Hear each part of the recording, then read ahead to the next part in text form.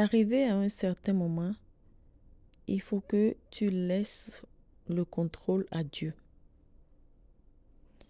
Essaie de pratiquer le lâche-prise. Pratique-le pour voir ce que ça va donner.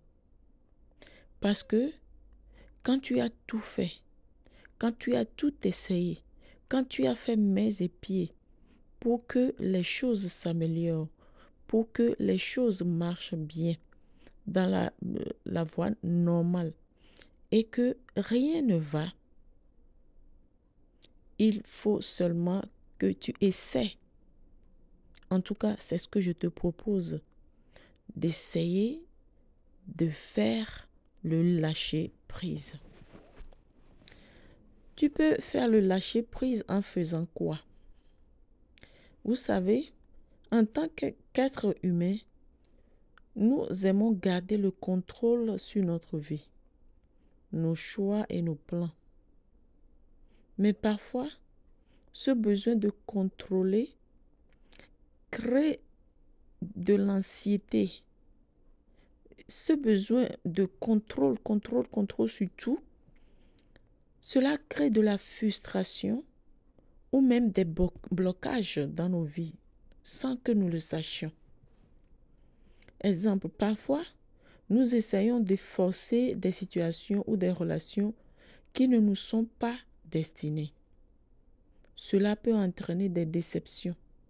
Mais ce que je veux expliquer ici est que quand on dit de lâcher prise, de rendre à Dieu, de laisser Dieu prendre le contrôle des choses qui nous frustrent dans nos vies, des choses sur lesquelles nous avons déployé toutes nos énergies, nos ressources et temps pour améliorer, pour embellir et pour rendre plus mieux, mais cela ne va pas, rien de positif.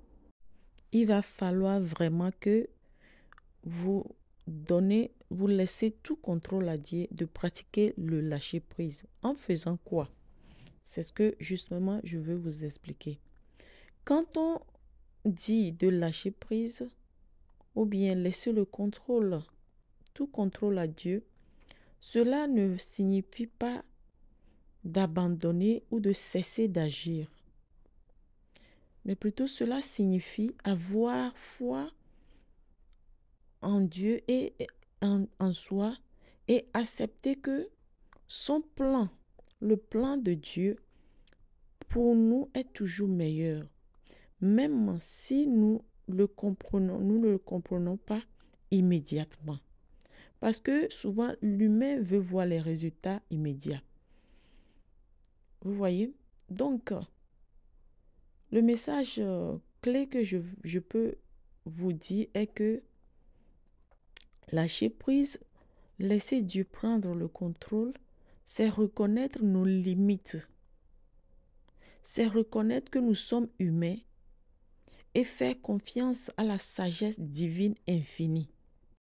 Rappelez-vous que Dieu voit au-delà de ce que nous voyons, n'est-ce pas? Et il connaît notre passé, notre présent et surtout notre futur. Dieu seul le connaît, notre futur. Par exemple, parfois ce que nous considérons comme un échec ou une perte est en réalité une bénédiction déguisée. Vous voyez? Et Dieu ferme des portes pour en ouvrir des meilleures. Imaginez une personne qui voulait absolument obtenir un emploi, mais qui finit par en trouver un autre, bien meilleur, peu après. Donc, c'est bien d'avoir de l'amour, bien de la passion pour quelque chose, mais trop s'accrocher à la chose, des fois, nous détruit. Surtout quand nous voulons cette chose, nous voulons cette chose, nous souhaitons cette chose, mais que la chose ne vient pas, ou bien la chose ne marche pas de la manière dont nous voulons, cela nous donne des frustrations. Du coup, où nous allons voir que pratiquer le lâcher-prise plutôt nous fait des bienfaits que nous ne réalisons pas au fait. Le lâcher-prise nous donne la paix intérieure parce qu'en lâchant prise, nous libérons notre esprit du stress et de la peur de l'inconnu. Et cela nous donne aussi la clarté. Cela nous permet de nous concentrer sur ce que nous pouvons tellement contrôler. Cela nous donne aussi la confiance parce que en nous rendant à Dieu, nous développons une relation plus forte avec lui. Donc, je vous propose